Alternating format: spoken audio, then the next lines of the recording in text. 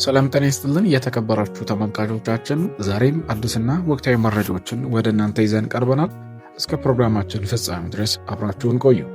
የደቡብ አፍሪካ ፕሬዝዳንት ሲሪል ራማፎሳ ራስን የማግለል ፖለቲካ አይሰራም ሲሉ በሚቀጥለው ሳምንት በጆሃንስበርግ ከተማ በሚካሄደው የቡድን 20 ሀገራት ስብሰባ ላይ እንደማይሳተፉ የገለጹትን የአሜሪካን ፕሬዝዳንት ዶናልድ ትራምፕን ተቹ። ትራምፕ በሰፊው ውድቅ የተደረገውን ነጮች በደቡብ አፍሪካ እየተሰደዱ ነው የሚል ክስ በምክንያትነት በመጥቀስ አንድም የአሜሪካ ባለስልጣን ስብሰባውን እንደማይሳተፍ ተናግረዋል። የደቡብ አፍሪካ ፕሬዝዳንት ራማፎሳ ግን አሜሪካ ከስብሰባ መቅረቷ የሚጎዳው ራሳቸውን ነው ማለታቸውን የፈረንሳይ የዜና ወኪል ኤኤፍፒ ዘግቧል። የአሜሪካ ባለስልጣናት መቅረት ስብሰባውን ከማካሄድ እንደማያግደው ገልጿል ተብሏል። አሜሪካ የዓለም ትልቋ ኢኮኖሚ እንደመሆኗ መጫወት የነበረባቸውን እጅግ ወሳኝ ሚና መተዋቸውንም በማንሳት ወቅሰዋል። ትራምፕ በሚቀጥለው ሳምንት መጨረሻ ህዳር 13 እና 14 2018 ዓ.ም የሚካሄደውን የቡድን 20 ሀገራት ስብሰባ በደቡብ አፍሪካ መዘጋጀቱን ፍጹም አሳፋሪ ሲሉ ማህበራዊ ሚዲያ ላይ ባሰፈሩት ጽሑፍ ተችተዋል።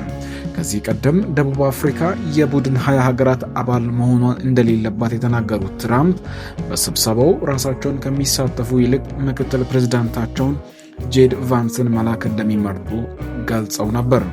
ባለፈው ሳምንት መጨረሻ ላይ ግን የደች ሳፋሪዎች እንዲሁም የፈረንሳይና የጀርመን ስደተኞች ዝርያ ያላቸው ነጭ አፍሪካነሮችን በመለከተ የሚያነሱትን ወንጀል አጠናክረዋል። አፍሪካነሮቹ የተገደሉና እየታረዱ እንዲሁም መሬትና እርሻቸው በህገወጥ መንገድ እየተወሰደባቸው ነው ብለዋል። ይህ የሰብአዊ መብት ጥሰት እስከቀጠለ ድረስ አንድም የአሜሪካ መንግስት ባለስልጣን አይሳተፍም በማለት አክለዋል።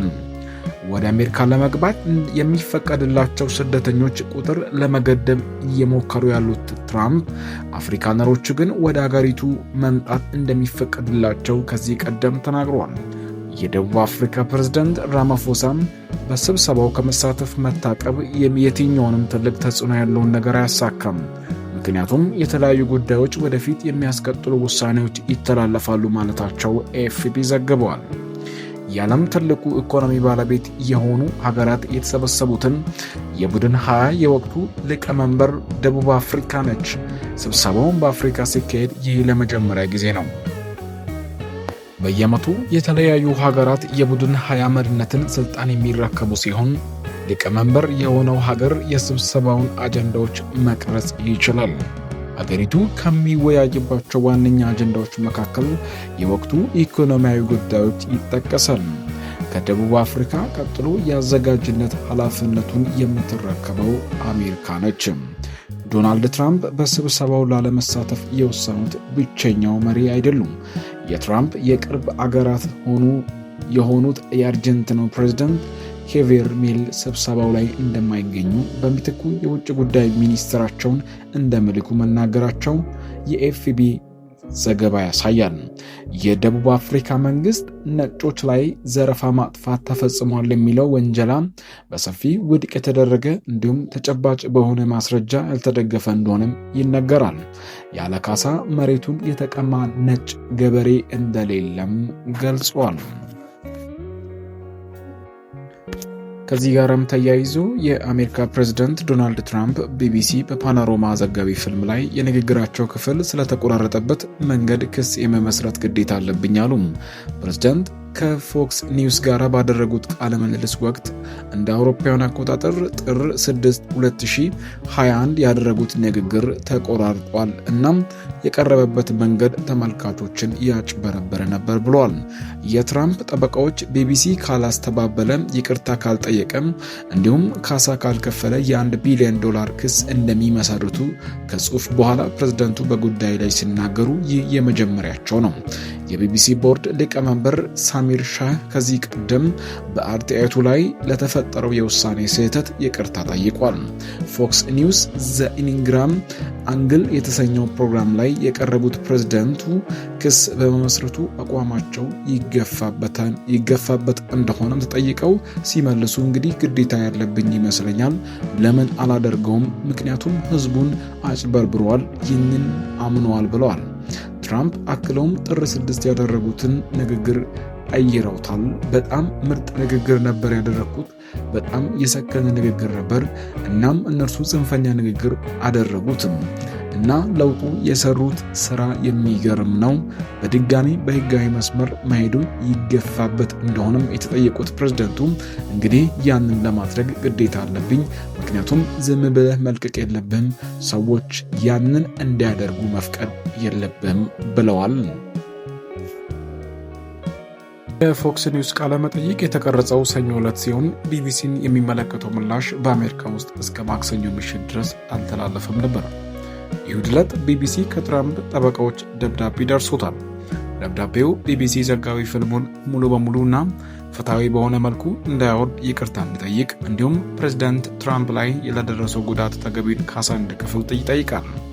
ጠባቂዎቹም በደብዳቤያቸው ላይ እስከ አርብ ህዳር 5 2018 ዓ.ም ድረስ ቀነ ገደብ ሰጥተዋል። ይህ የማይፈጸም ከሆነም የ$1 ቢሊዮን ክስ እንደሚመሰርቱም አስጠንቅቋል። ቢቢሲ በተገቢ መንገድ ምላሽ እንደሚሰጥ አስታውቋል። ቢቢሲ ኒውስ ቢቢሲ በትራምፕ አስተያየት ላይ ምላሽ ጠይቋል። ትራምፕ ወደ ዋይት ሃውስ ከተመለሱ በኋላም በሌሎች መገናኛ ብዙሃን ላይ ስለ እርሳቸው በሰራቸው ዘገባዎች የተነሳ ህጋዊ እርምጃ እንደሚወስዱ ዝተዋል። ከቢቢሲ እና ከኤቢሲ ጋር የነበራቸው ውዝግብ ከፍተኛ ክፍያ ከተቀበሉ በኋላ ከስምምነት የደረሱ ሲሆን ኒውዮርክ ታይምስ ላይ ደግሞ ህጋዊ እርምጃ እንደሚወስዱም ዝተዋል። የቢቢሲ የፓናሮማ ዘጋቢ ፊልም የተላለፈው የአሜሪካ ፕሬዝዳንት ምርጫ ከመደረጉ ጥቂት ቀናት በፊት አውሮፓውያን ህዳር 2024 ላይ ነው። ነገር ግን ሾልኮ የወጣው የቢቢሲ ማስታወሻ ባለፈው ሳምንት በዴይሊ ቴሌግራፍ ጋዜጣ ላይ መታተሙን ተከትሎ በከፍተኛ ሁኔታ መነጋገሪያ ሆኗል። በማስታወሻ ውስጥ የቢቢሲ የኤዲቶሪያል ስታንዳርድ ኮሚቴ የቀድሞ ገለልተኛ የውጭ አማካሪ የንግግሩ አንድ ክፍል በጥር 2021 የካፒታል አመፅን በሚያበረታታ መልኩ ተስተካክሏል የሚል ስጋታቸውን ሰፍሮ ይገኛል። ትራምፕ በንግግራቸው ወደ ካፒታል እንሄዳለን እንዲሁም ጀግና ሴናተሮቻችን እናም የኮንግሬስ አባላቶቻችን እንደግፏቸዋለን ብለዋል። ይሁን እንጂ የፓናሮማ በዘጋቢ ፊልም ላይ ያስተላለፈው ወደ ካፒታል እንሄዳለን እንዲሁም እዚያ ከእናንተ ጋር ነኝ፣ እንታገላለን፣ ታይቶ በማይታወቅ መልኩ እንታገላለን የሚል ነው። እንታገላለን ወይም ትግል የሚለውን ቃል በዚህ ንግግር ወቅት ከ20 ጊዜ በላይ ተጠቅመዋል። የፓናሮማ ዘጋቢ ፊልም ያስነሳው ቅሬታ ዋና ዳይሬክተሩን ቲም ዴቭን እንዲሁም የዜና ክፍሎችን ኃላፊዋን ዴብራን ታርነርስን እንዲለቁ አድርጓል። ይህ ጉዳይ ሾልኮ መውጣቱን ተከትሎ ከኃላፊነት ከለቀቁ አመራሮች አንዱ የሆኑት የቢቢሲ ኒውስ ዋና ስራ አስፈጻሚ ዴብረ ታርነርስ መገናኛው ብዙሃኑ ተቋማዊ ወልድዋ ያለበትም ሲሉ ተከላክለዋል። የቢቢሲ ዋና ዳይሬክተር ቲም ዴቭ ከዚሁ ጋር በተያያዘ ኃላፊነታቸውን ለቀዋል። ሁለቱ አመራሮች እሁድ ዕለት እንደሚለቁ ያስታወቁት የእንግሊዙ ቴሌግራፍ ጋዜጣም ሾልኮ የወጣው የቢቢሲ የውስጥ ማስታወሻ በመጣቀስ የወጣውን ዘገባ ተከትሎ ጫና ከተፈጠረባቸው በኋላ ነው የተባለው። ማስታወሻው የቢቢሲ ኤዲቶሪያል ስታንዳርድ ኮሚቴ ገለልተኛ የውጭ አማካሪ በነበረው ማይክል ፒስኮት የተዘጋጀ ነው። የቀድሞ አማካሪ ማስታወሻ የጋዝ ዘገባዎች በተመለከተም እንዲሁም ጸረ ትራምፕና ጸረ እስራኤል ናቸው ያላቸውን ጉዳዮች በመጥቀስ ቢቢሲን በአድሏዊነት ይከሳል። ወደ አንድ ወገን የዳላ የጾታ ቅየራ አዘጋጋቢ እናም ሌሎች የሚረብሹ ጉዳዮች ተጠቅሰዋል።